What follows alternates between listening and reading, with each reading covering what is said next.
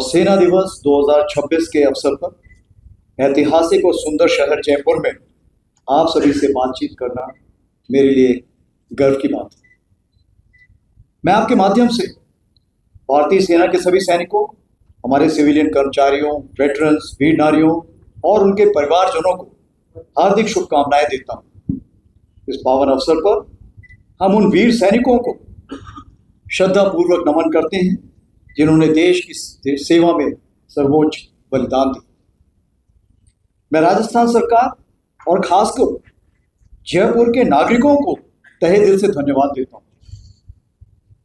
आज बड़ी संख्या में नागरिकों की उपस्थिति यह दर्शाती है कि सेना और जनता के बीच कितना गहरा संबंध है। आपका उत्साह और समर्थन हर सैनिक का मनोबल बढ़ाता है।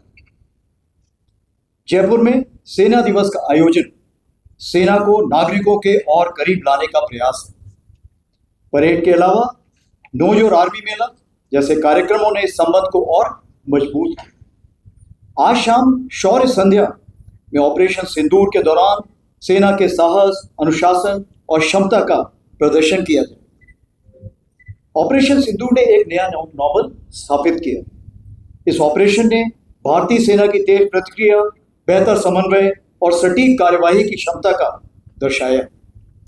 यह एक परिपक्व, आत्मविश्वासी और जिम्मेदार बल की तस्वीर प्रस्तुत करता है जो राष्ट्रीय हितों की रक्षा के लिए पूरी तरह सक्षम है।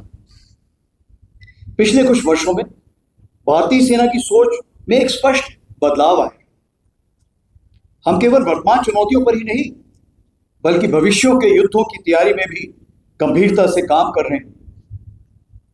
इसी दिशा में नई संरचनाएं यानी नए स्ट्रक्चर्स बनाए जा रहे हैं जिन्हें भविष्य की आवश्यकताओं के अनुसार इक्विप और ट्रेन किया जा रहा है। इस परिवर्तन प्रक्रिया के अंतर्गत Bhairav battalions, Ashwini platoon, Shaktibaan regiment, Divyastra battery जैसे नई इकाइयां खड़ी की गई हैं जिनको आज आपने परेड के दौरान खुद देखा हुआ।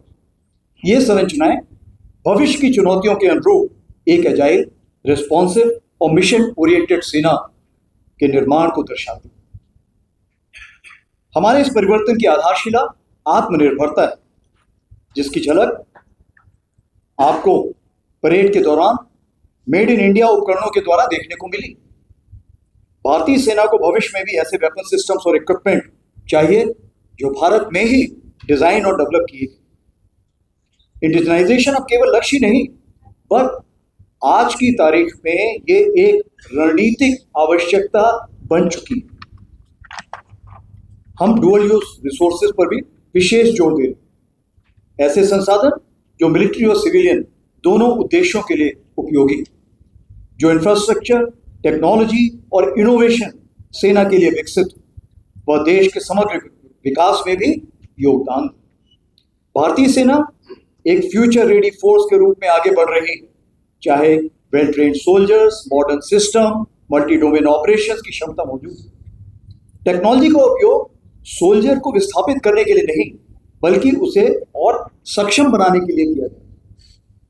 अब तक की प्रगति को आगे बढ़ाते हुए अगले 2 वर्षों को सेना ने एयर्स ऑफ नेटवर्किंग और डेटा सेंट्रिसिटी के रूप में अपनाया है।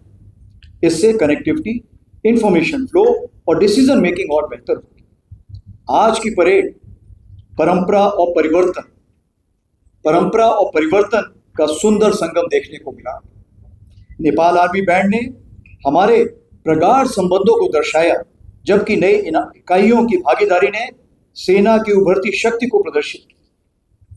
मैं साउथ वेस्टर्न कमांड और सभी परेड में शामिल सैनिकों को आर्मी डे परेड के सफल आयोजन के लिए बधाई देता हूं। अंत में एक बार फिर मैं जयपुर के नागरिकों, राजस्थान सरकार और मीडिया का हार्दिक धन्यवाद करता हूं। आपका विश्वास और समर्थन ही भारतीय सेना की सबसे बड़ी ताकत है। धन्यवाद। जय हिंद।